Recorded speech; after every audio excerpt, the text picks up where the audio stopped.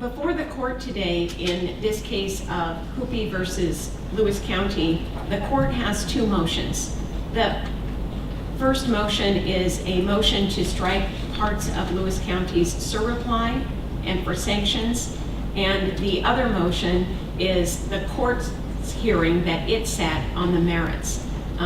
So the merits hearing was set by court order previously. The parties have fully briefed that matter, and I believe those are the two matters that the court is addressing today. Do the parties agree with that? Yes, Your Honor. Yes, Your Honor. I believe that it would be most efficient to address both matters simultaneously in hearing argument. Is there any objection to that? No, Your Honor. No, Your Honor. Very well. So the next issue to address is the order of the arguments.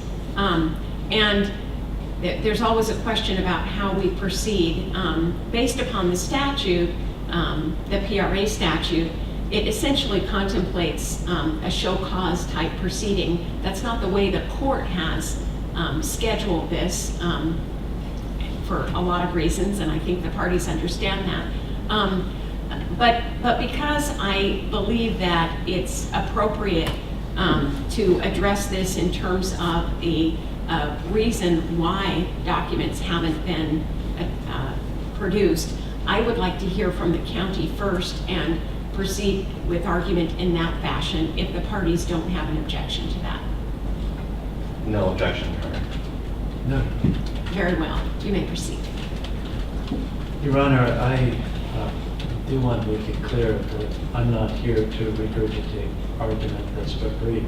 And if there are specific questions that the court wants addressed regarding our argument, I'm happy to do that. But as you know, this case concerns a set of requests that were submitted to the clerk of the Superior Court by Mr. Hupy.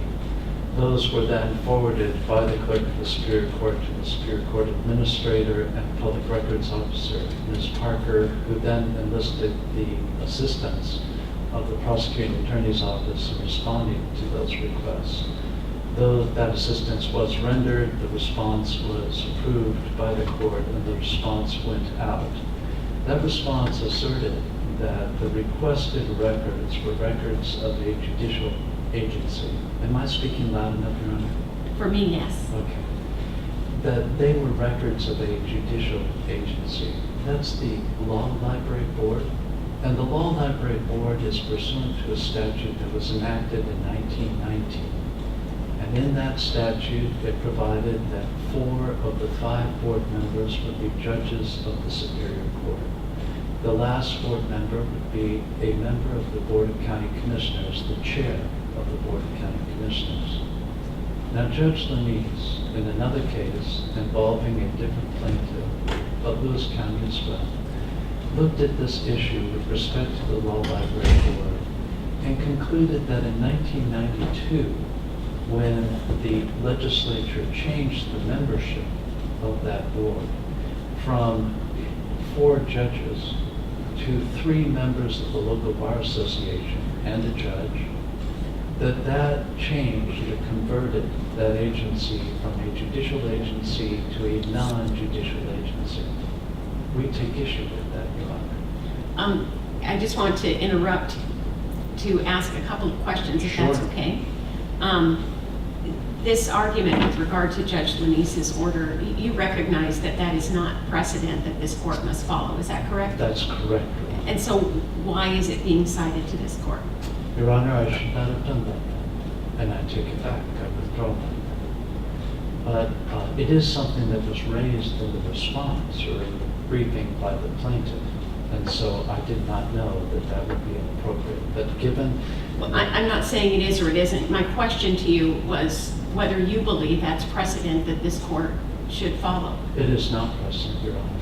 These are different parties. Your Honor, but it raises an issue that has been argued by the other side that we should then address not in the context of Judge Lanise's ruling, but just in the context of the plaintiff's argument. And the plaintiff's argument is that in 1992, when that change was made, that somehow made this a non-judicial agency. And what is critical here is that in Article 4 Section 15, Article 15, Article 4, Section 15 of the Constitution, it provides that judges of the Superior Court and judges of the Supreme Court shall only hold judicial office and employment. That's an important provision. It was important in history, and it was important particularly with respect to this act. That the decision in Reynolds, which was a decision interpreting Article 4, Section 15, was a decision that was rendered 7 years before the 1919 Act creating the Law Library Boards. In that decision, the Supreme Court held that judges could only hold judicial office and employment as the constitutional provision says, but also said that it was intended to confine judges to judicial duties. Subsequently, in 1918, in a second decision that we've cited in our materials, the Supreme Court again reiterated that point. In 1919, the year after, when the County Law Library Boards Act was passed, it provided for 4 judges to sit on that board, and clearly the legislature was aware of the fact that those decisions had been rendered. This is back in the early teens, late teens of the 20th century. They were aware of that decision. And that, in our view, makes it clear that when the legislature provided for 4 judges to sit on that agency, that the legislature intended that it be a judicial agency. Now that's not only as to membership, it's also as to the function of that agency. The function of the agency we pointed out in our briefing. We provided you with an appendix, and we provided you with an outline of the legislative history with respect to the Law Library Acts. There are two threads to that legislative history. One of them deals with the State Law Library Board. The State Law Library is one that has always had the management of the State Law Library within the court. While that was not done explicitly in the very early years, which is territorial days, it was reserved in practice to the Supreme Court justices to handle their court library themselves. But subsequently, in 1959, when in fact there was a State Law Library Act passed, it placed that law library explicitly in the judiciary. Mr. Carter, my apologies for the interruption. Since we have limited time and I did review your brief thoroughly, I'd like to sort of switch to other areas of interest, if that's okay. Sure. I'm interested in your view of the significance of the discovery that was entered into by the parties in this litigation, especially in light of your statute of limitations argument. Yes, Your Honor. In our handling with plaintiff's counsel of the Public Records Act cases, we have provided, as part of the discovery cases, a very broad production of documents consisting of all of the documents that one could possibly argue are somehow responsive to the request. The reason for that is to provide the parties with a library of materials and the court from which argument can then be made as to which of those documents in fact are responsive to the request. At this time, in this case, in the discovery, we provided those documents to the other side, saying that here is, you've asked for all these documents, here are all the documents that could possibly, in any conceivable argument, accepting what you are arguing, could possibly be responsive to this. That was not a production of records saying that here are the documents you asked for. That was a production to make it possible for us to litigate this issue in both the merits and the penalty phases. If the court were to determine, for example, that this wasn't a judicial agency, to provide a library of materials from which the parties can specifically argue and say that document number 1 is responsive, document number 131 is responsive, document 130 is not, whatever. Mr. Carter, what question was being responded to when your client responded in the way that you described? It was being provided because in all the cases that we have had with Mr. Thomas, he has insisted on that production. There was not a specific question in this case as part of that. It was done preemptively to avoid the motions to compel that had been filed in the other cases. So it really had nothing to do with discovery in this case? Your Honor, it does, because if I hadn't done it, I would have had a motion to compel filed against me to provide those documents. No, a discovery request hadn't specifically been made in this case, but it had been made in the other cases as a demand for preparation for those hearings. I expected it in this case as well. I preempted that, so I would not have a motion to compel to respond to. Okay, so just so the court is clear, there were no discovery requests in this case to which your client responded. No, there was not, Your Honor. It was anticipated, but there was not. Thank you. Your Honor, going back to just the only point I wanted to make on the state law library is that with respect to an argument on what is a judicial agency or not, you look at membership, you look at function, you look at how the agency as a practical matter has been operated.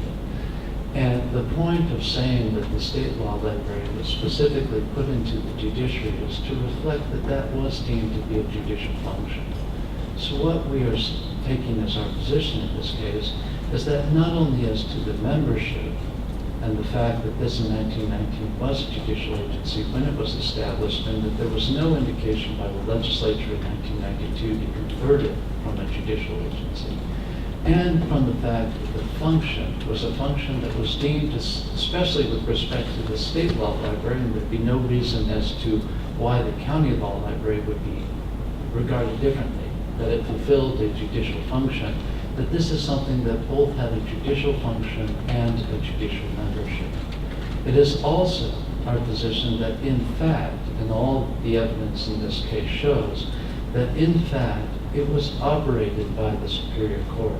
The Superior Court is the agency that made the determination to terminate the Law Library Board, doing so out of an interest of efficiency. The undisputed evidence is that the Superior Court determined that with the advent of electronic legal resources, that there was very little for a Law Library Board to do. Now, our concern in this case also arises from the fact that the plaintiff basically is arguing that because, in their view, there was a violation of the County Law Library Act by not maintaining a law library, that therefore the remedy is a remedy under the Public Records Act. There are two cases that deal with that, two reported cases in Washington that deal with that. There are a number of unreported cases as well. But the two reported cases, one dealing with the building contractors and one dealing with DNR, are both cases where the particular agency is involved in violation of the law. They broke the law. They broke the law regarding the Records Retention Act. And when subsequent requests were made under the Public Records Act, they did not have the records to respond to those public records requests. The arguments made by the plaintiff were that that was a violation of the records retention law and that they should be sanctioned under the PRA. In the case of DNR, the DNR case, it was explicitly ruled by the court that it would not penalize the violation of the Records Retention Act under the PRA, that the violation of the Records Retention Act does not result in a remedy or penalties under the PRA. This case is no different from that. In this case, the argument is being made that there had to be a law library board, that the County Law Library Board Act required that there be a law library board, that in fact in early 2010, the Law Library Board was terminated by the Superior Court. The argument is being made that because that was a violation of that law, that therefore the requests made here for the records that were maintained by the court of its own direct administration of that law library, that therefore the remedy should be under the PRA. Mr. Carter, your time is limited, and I want to make sure that we get to any argument that you might have regarding the motion. Your Honor, with respect to the motion to strike, as I've said, that was a response given by the Superior Court. It was the requests were made to the clerk of the Superior Court. They were forwarded to the Superior Court administrator and the public records officer, who's the same person. And they requested that the deputy prosecuting attorney assist the court with respect to that response, and the court provided that response. The argument that's been made in the motion to strike is that it was a county response, not a court response. Clearly, the undisputed evidence, there is no other evidence other than the unsubstantiated allegations of counsel, and I never received a reply in support of the brief of their motion. I haven't yet. I only have our response in their motion. But the undisputed evidence is that it was the court's response. As I understand the motion to strike, the allegation is being made that it was the county's response. The county did not respond to that. As a DPA, I have a duty under 3627.05 and 3627.020 to provide assistance to state agencies and courts when I'm requested to do so. And I did that for the Superior Court. And so the response, just because I am a, quote, county employee, doesn't make that response a county response. I am the agent for the court in providing the court's response to that. And so if there's going to be an allegation of fraud or bad faith on the part of the court in responding, that has to be an allegation against the court. It can't be an allegation against the county. Now, this case is not a case against the court. This is a case against the county. So, Your Honor, in response to your request, further response with respect to the production of documents, the production of documents was given by the county. It wasn't given by the court. This case doesn't involve the court. And the county can't reopen a request or response that's been provided by the court, because the county is a distinct agency from the court. The court is a state office, it is a state court, it isn't a county court, and they are distinct entities, and the one can't bind the other. But Your Honor, the tolling arguments that he's given, if in fact a response that is simply a response because it's erroneous, if we were in error in asserting GR 31.1 rather than the PRA, that isn't bad faith. That isn't fraud. That's just error. And if error is enough to toll the statute of limitations, the statute of limitations is superfluous. It's rendered useless. And with respect to the allegations that I possessed records on the day that I responded, the undisputed evidence is that that's not the case, and that argument was abandoned by the plaintiff.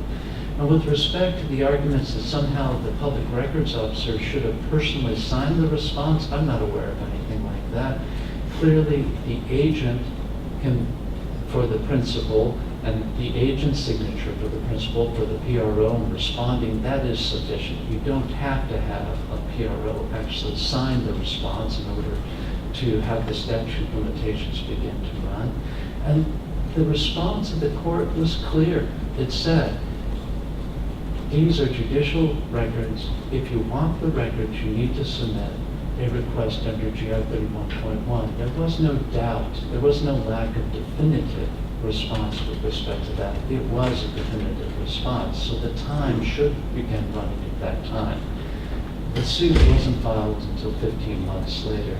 Again, there is no evidence of some kind of fraud or some kind of bad faith. At the most, it's an assertion of our argument that this was a judicial agency, which I believe is substantiated by the law, and certainly good faith, because we've presented the law as we understand it.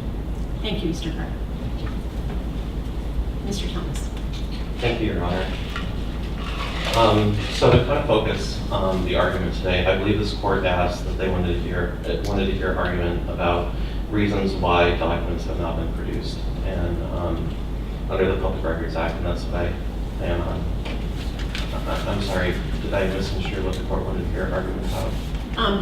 You can present argument on anything on the merits or your motion. Okay. That's what this hearing is for, so I didn't mean to limit your argument. Okay, I apologize. I just wanted to make sure that I was clear in addressing what needed to be addressed. So first of all, I'd like to talk about two statements that Mr. Carter just said and just reiterate them because I believe they're important in this hearing, both in the merits argument and in the motion argument. Mr. Carter said towards the end of his argument, quote, "This is a case against the county," end quote. I agree with that. This is a case with Mr. Hupy filing a Public Records Act violation against Lewis County. There's no other entities involved, so we should limit the scope to just that because it confuses the issue, it taints the case, and we really need to focus on whether or not there's a Public Records Act violation between Mr. Hupy and Lewis County. Second of all, Mr. Carter said towards the end of his oral argument again, this case does not involve the court implying the Superior Court. Again, I agree with that. We don't need to be talking about the Superior Court. That was the point of the motion to strike. We need to keep things clear. We need to keep things on point. And today we should be talking about whether or not there's a violation of the Public Records Act. If there's not a violation of the Public Records Act, then we can all go on our separate ways. And if there is a violation of the Public Records Act, then we go to the penalty stage and enforce the law under RCW 4256.550 Section 4. So with that said, let me talk about why Mr. Hupy believes that there's a violation of the Public Records Act. First of all, on July 25th, 2017, I received 38 unsolicited emails in this case. They included the language, the emails included the language that they were made pursuant to the Public Records Act, and they were in response to Mr. Hupy's public records requests. We provided the definition, Mr. Hupy provided the definition of responsive because it became unclear in the briefing what exactly were responsive records. And Merriam-Webster's dictionary just clearly defines response as answering to. And Lewis County, it cannot be argued that Lewis County didn't say that they were not answering Mr. Hupy's public records request. Under clear case law, Mr. Hupy is the prevailing party in this case, and this analysis shouldn't go any further. Whether a party is a prevailing party is, quote, a legal question of whether the record should have been disclosed on request, end quote. Since Lewis County provided the records under the Public Records Act in response to Mr. Hupy's request, that makes him the prevailing party because these records should have been provided to him, and there's been no explanation why things have changed from July 25th, 2017, from when Mr. Hupy made his original request on December 11th, 2015, to why these records shouldn't have been produced under the Public Records Act. If they can be produced now under the Public Records Act, they should have been produced not under the Public Records Act. Mr. Thomas, is that specific representation in the record somewhere? Yes, it is. If you give me a second, I can find the citation for you.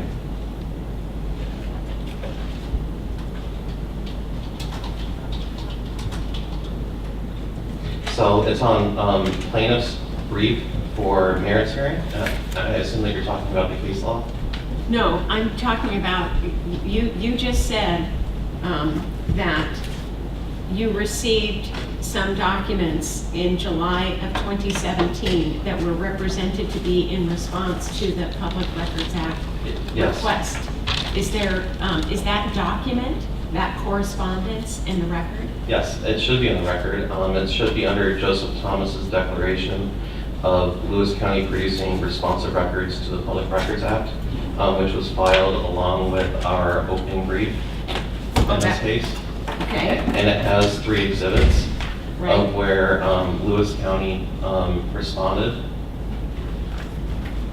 And the first paragraph states that in this declaration, and this declaration is uncontroverted. Right. What I was asking is, did you actually attach that document that you got from Lewis County? No, there were 3,682 documents provided, and it would have been.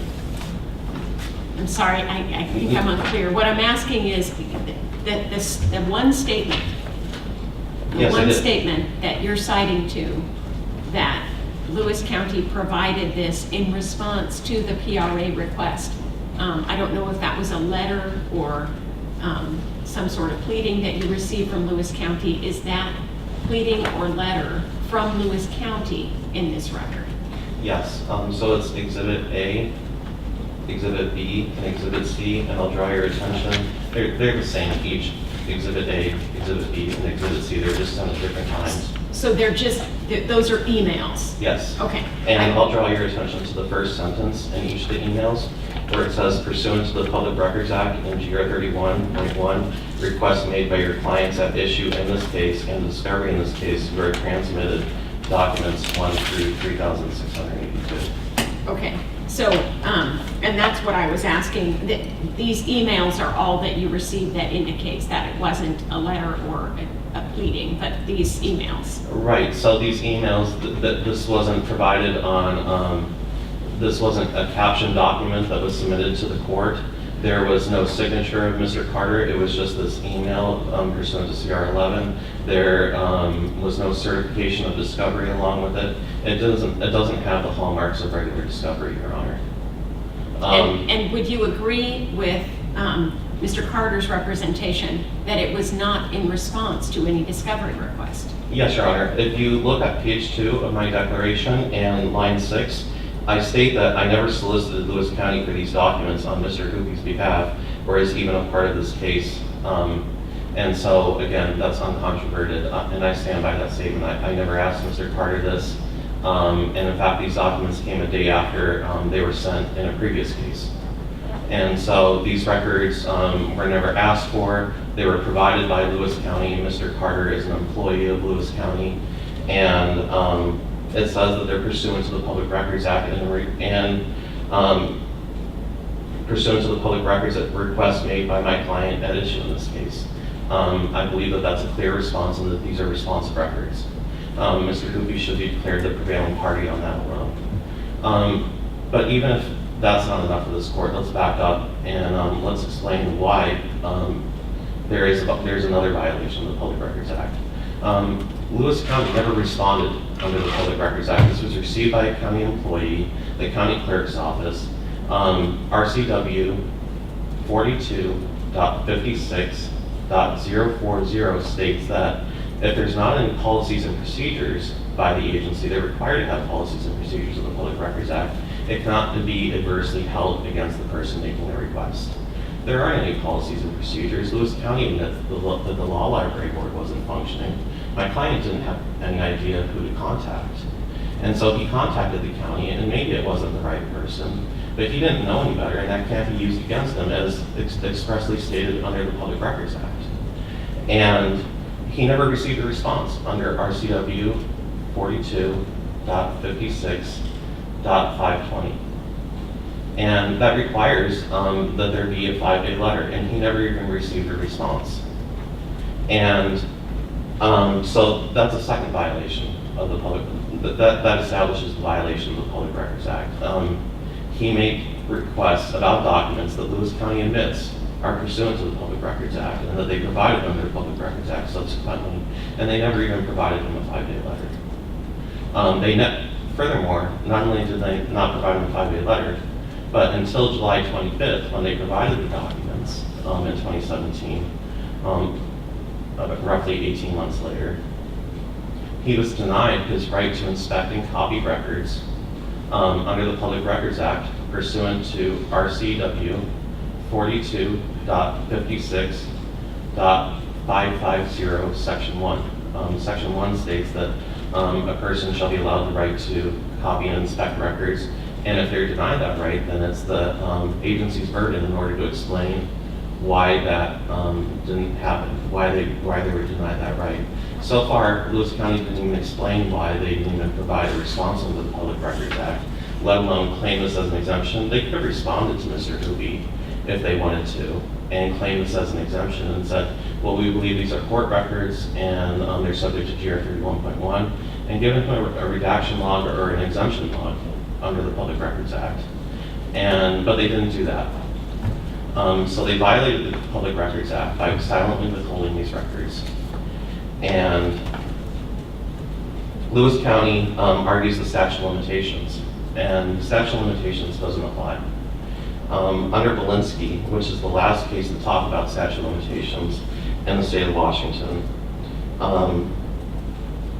the Washington State Supreme Court stated, the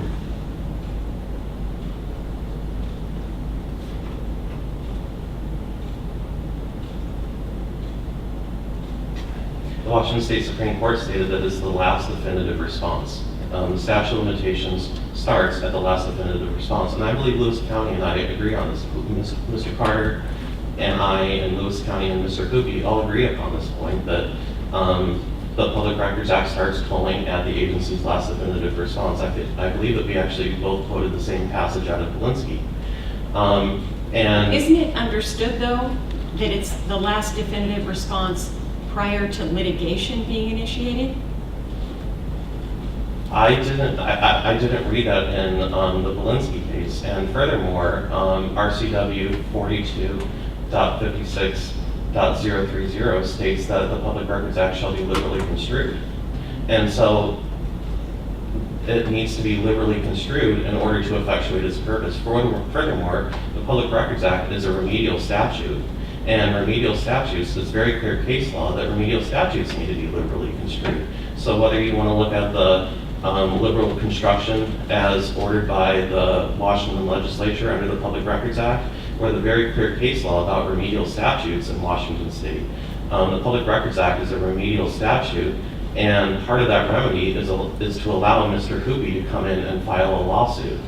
Do you know of a case, any statute of limitations case, whether under the PRA or other statutory or other remedy, that allows an argument that an act done by a party in response to litigation already filed would impact the statute of limitations? Off the top of your head, off the top of my head, I do not, Your Honor. I do not know of any act. But I would also take issue with that question because I believe it's Mr. Hupy's stance, and I believe that Mr. Carter even stated that this wasn't in response to litigation. There was no discovery request. This was an unsolicited transfer of documents. And wouldn't the law, especially under the PRA, want to encourage parties after litigation to do what they could to provide the requester with anything that potentially could respond even after litigation? Yes, Your Honor. I think that goes to RCW 42.56.030, where the Public Records Act states that these are the people's documents, and the government doesn't tell the people what it has a right to know and what it does not have a right to know. And so I think that would speak to your point that that is a signal that the legislature was telling us that they wanted it to be expanded broadly. And if there is a one-year statute of limitations, even if it is provided in discovery, we need to allow people to have that right to inspect these documents. That's what the Public Records Act is about. And regardless of whether the documents are provided in the lawsuit or not, the statute of limitations should start tolling at 1 year after the last definitive response from the agency. And I don't think that there's only been one other response, and that can't be characterized as a response by the agency because it's the Superior Court, and the Superior Court is not subject to the Public Records Act.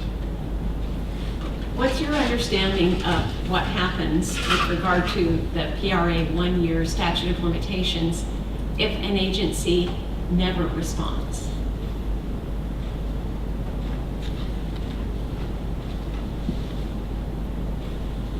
I believe that equitable tolling would have to come into play. I believe the Belinsky case said that the statute of limitations after 1 year can be set aside if equitable tolling can be proved. But from my reading in Belinsky, it doesn't say what equitable tolling needs to, what needs to occur for equitable tolling to be proved in a Public Records Act case. So in other words, if an agency is sent a request and the agency never responds, if the request is lost or whatever, 10 years later, a lawsuit could be brought? Well, I think that's something for the courts to decide, and I think in Belinsky they say that 10 years later, a lawsuit may be brought, it needs to be reasonably calculated to when the person knew about it. So if they knew about it at the 1 year point and they brought a lawsuit 10 years later, I don't think that would be appropriate under equitable tolling. But if they knew about it reasonably after the statute of limitations, or let's say they found out about it 9 years and 9 months afterwards, and they brought a lawsuit within a couple of months of finding out about the bad faith or whatever factual predicates are needed in order to establish equitable tolling, then I think it can even be brought 10 years later. I haven't seen any case law, and maybe I'm missing something in Washington case law, but I haven't seen any case law that limits the length of equitable tolling as long as it's reasonably related to when the person found out about the bad faith. Thank you. Anything else? Just to briefly address the motion to strike, I know I tried to do this in the beginning. I believe that this needs to be stricken out of the case. This very narrow 2 paragraphs needs to be stricken out of the case. There's no other reason in order to taint the case here. We're not talking about the Superior Court, as Mr. Carter stated in his oral argument. We're only talking about Lewis County and Mr. Hupy. There's no need in order to bring irrelevant arguments and irrelevant arguments into this. And this court has the inherent power in order to strike irrelevant arguments, and I believe that this is an irrelevant argument, and I believe it should be stricken because it's for improper purposes and only to taint this case. And so, just to sum up, where Mr. Hupy believes that we are in this argument, first of all, Mr. Hupy believes that he's a prevailing party. He was provided documents pursuant to the Public Records Act in response to his request after this lawsuit was started. By law, that makes him the prevailing party. Even if the court doesn't agree with that, then there's the issue of statute of limitations. Mr. Hupy was provided his last definitive response on July 25th, 2017, and that is enough in order to not hold the statute of limitations, but to put the statute of limitations away, because as Linsky said from the Washington State Supreme Court, that it's the last definitive response, the 1 year statute of limitations starts at the last definitive response. And so the statute of limitations would start on July 25th, 2017. And so statute of limitations shouldn't be an issue at all in this case. And even if the court doesn't agree with those arguments, then there's the issue of equitable tolling, which I believe is adequately briefed in our argument, and I don't believe that I need any oral argument in order to clear that up. I think that's adequately briefed. So thank you. Thank you. Anything else? Your Honor, I'm looking at that exhibit that you asked Mr. Thomas about. That's Exhibit A to his declaration in support of Lewis County producing responsive records pursuant to the PRA, stated August 24, 2017. So let's read it. It is an email from me.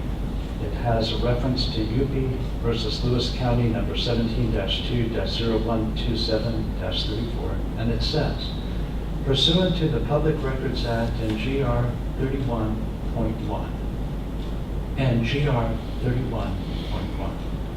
That was never mentioned by Mr. Thomas. Requests made by your client at issue in this case and as discovery. Whether requested as discovery or not, it was provided as discovery, a preemptive discovery, and as Mr. Thomas said, one day after it was provided in another case, because in that other case there were repeated motions to compel all the documents that might conceivably be responsive. So it was done in this case to preclude that from happening in this case. So it says, goes on, and as discovery in this case, that was the clear intention that it was provided.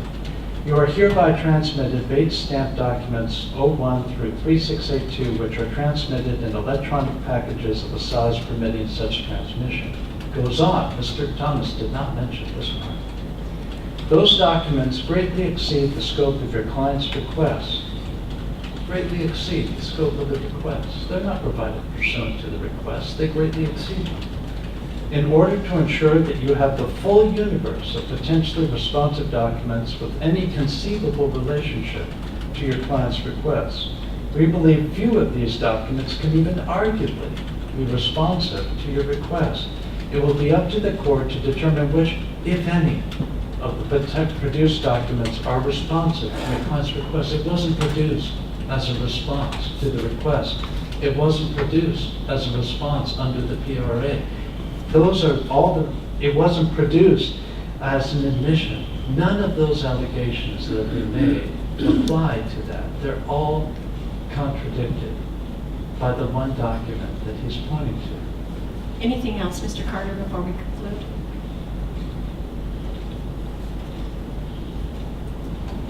I just find that I apologize to offended you, but a response was given in this case. It was given by the agency that believed it was the appropriate agency to respond. And it did respond, and it responded definitively. That is a matter of record. It's an exhibit that Mr. Thomas himself submitted as part of the briefing. And it sets forth the reasons why these documents are court records. And if to the extent that that is an error, it is not bad faith, it's not a false assurance, it's not fraud. So none of the bases for equitable tolling comply. That's all. Thank you. Your Honor, may I respond real quickly? You may. First of all, there's no intent in providing records. I'd like to draw the court's attention to the Washington State Supreme Court case, Sanders versus State, 240P Pacific 3rd, 120 at 125, which is from 2010.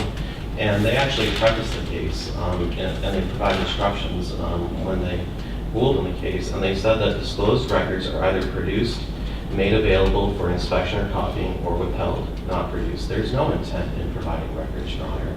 And for Lewis County to say that, well, we didn't intend to provide these records, but we said that they were pursuant to the Public Records Act, does not follow well-established case law. The Washington State Supreme Court actually said that it's a binary proposition. It's either or. Either documents are produced and made available for inspection or copying, which is what happened in this case on July 25th, or they are not. They're withheld. And so I would just, I just want to leave it at that because I know the court's heard oral arguments, but we also briefed this in our briefs that there's no intent under the Public Records Act. Other documents are produced or not. Thank you. Thank you. The court is prepared to rule at this time on the motion before it as well as the merits hearing. Before I do that, I want to mention to both counsel before me that I very much appreciate the briefing in this case and the citation to the record, and in particular, oral argument today. Your arguments have been professional and easily understood. You didn't talk over each other, spoke slowly so that the court reporter could take everything down in this technical argument. And I just want to compliment both attorneys with regard to their briefing and their argument. This particular case involves a lot of issues that this court believes are not necessary to address the motion today. I want to first address the motion to strike and for sanctions. That motion is denied. The arguments by Lewis County may or may not be relevant, but the court finds that the arguments do not taint this case by inserting Lewis County Superior Court into the case. It appears to me that Lewis County Superior Court does have some relevance to this case, and its involvement either in argument or otherwise in the briefing of this case does not in any way taint the arguments in the merits hearing. Next, the court will address the merits hearing itself. Numerous arguments have been made with regard to this merits hearing, and the court is addressing just one of those. I looked into this, the facts of this case as well as the authorities regarding the statute of limitations. And this court rules as a matter of law that the statute of limitations of 1 year applies here, and that the complaint being filed more than 1 year after the last response of the county is the basis upon which this court rules that the case should be dismissed on the basis of the statute of limitations. I understand the arguments that have been made on both sides with regard to this issue. I am not aware of a case in which acts of a party responding to a Public Records Act request after the litigation is filed, that affects the statute of limitations. I have looked and I have not found such a case. So based upon the briefing of the parties and argument of counsel in my review of the case, the court rules that the plaintiff's complaint should be dismissed on the basis of statute of limitations. Do the parties require clarification of the court's ruling today? No, Your Honor. Yes, Your Honor. I'd like to make a real quick request for clarification. How does that affect equitable tolling and Mr. Hupy's argument that equitable tolling sets aside the statute of limitations? By the court's ruling, I have rejected that argument. Okay. Under the facts of this case. Okay, thank you.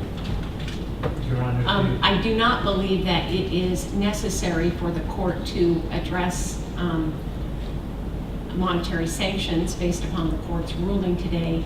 In addition, the court is not making any finding or ruling with regard to many arguments raised by the parties regarding the law library, whether it's a judicial agency or not. I don't believe that's necessary for the court's ruling, and I am not deciding that issue. The court is not deciding bad faith either. It is not, the court does not believe that that is necessary. The court, to the extent that it's necessary for, or the parties feel it's necessary, for the court to address that with regard to tolling, as I've indicated before, the court has rejected that argument. Your Honor, if I may, do you Yes. wish for me to prepare an order for the court's signature? The court does want to sign an order reflecting my ruling today that can be presented either ex parte at a later time or can be noted for presentment. I'm assuming the parties don't have an order to present today. No, Your Honor. I will prepare an order with Mr. Thomas' assistance, and then we will present that to you. Do the parties have any other questions of the court? No, Your Honor. No, Your Honor. Thank you, Your Honor. Thank you again. We are Thank you. completed.